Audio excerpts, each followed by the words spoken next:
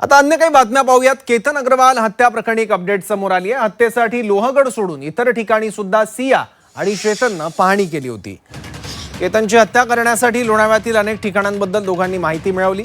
लोणावळ्यातील tiger point आणि विसापूर किल्ल्याबाबत दोघांमध्ये चर्चा सुरू होती। तसंच केतनला संपवण्यासाठी स्लो पॉइझन बद्दल सुद्धा दोघांनीही विचार केला होता।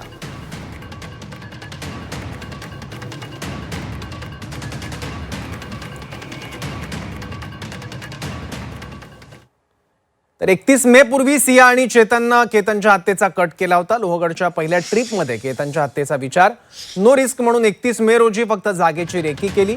नियोजन करत हत्येसाठी लोहगड ठिकाण निश्चित केलं।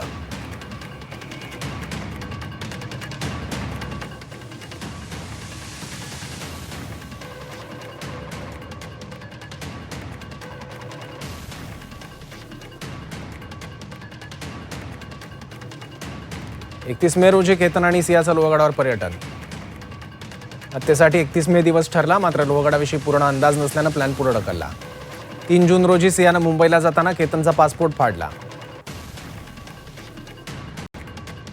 पासपोर्ट फाडल्यानं 4 जूनची प्री वेडिंगसाठीची ट्रिप रद्द। बाली न जाता लोहगडला जाण्याचा सियाचा चेतनकडे हट्ट। 14 जून रोजी सियानं केतनला धक्का दिला, मात्र केतन थोडक्यात बचावला। केतन वाचल्यानं सिया आणि चेतननं हत्येचा सराव केला। 15 ते 17 जून दरम्यान किती ताकदीनं धक्का मारला तर केतन पडेल याचा सराव केला। पुण्यातील एरिया 37 या टेकडीवर सिया आणि चेतननं सराव केला।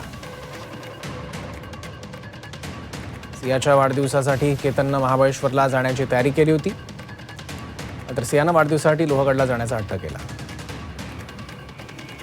आणि अखेर 18 जून रोजी सिया आणि चेतनचा प्लॅन यशस्वी झाला।